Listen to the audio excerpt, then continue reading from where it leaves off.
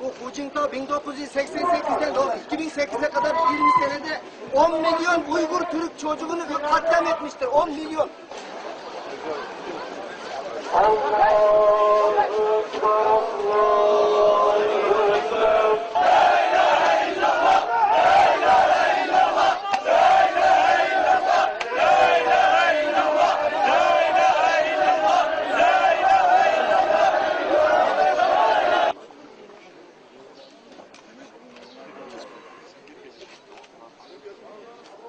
Allahu Ekber.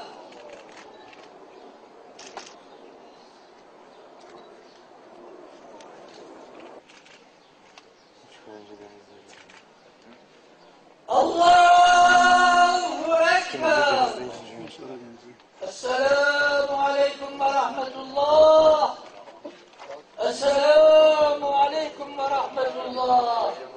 Şu anda Doğu Türkistan'da büyük bir katliam uygulanıyor. Doğu Türkistanlı Müslüman kardeşlerimiz büyük bir soykırımla karşı karşıya kalmış durumdalar. Esasında bu durum yeni değil. Ama ne yazık ki biz bu gerçekle daha yeni yüzleşiyoruz. Doğu Türkistan zalim Çin devleti tarafından 1876 yılında işgal edildi. Türkiye'li Müslümanlar olarak Gönülden devre kurulmak sözleri, şarksa bir Müslümanın ayağına diken batsa, varttaki Müslüman aynı acıyı hissetmedikçe iman etmiş olmaz hadis-i şerifine inanıyoruz.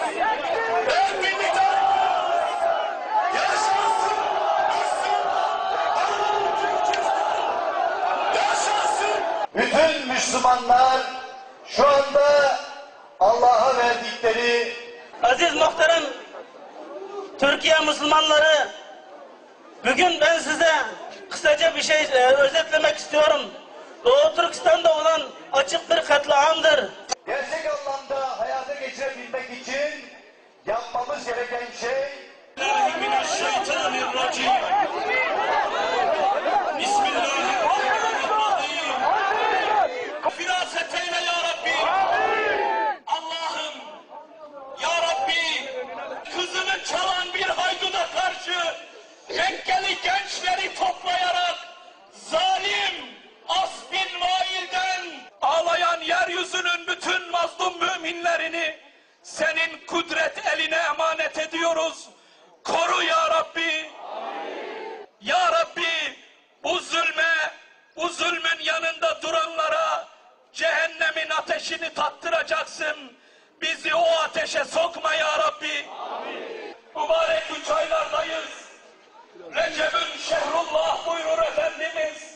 Doğu Türkistan'da dünyanın her yerinde zalimlerin elinde şehit edilmiş mazlum Müslümanların, mağdur müminlerin, şehitlerimizin ruhları için güç ver ya Rabbi. Allah'ım onların şehit olanlarını Hazreti Hamza Efendimiz'e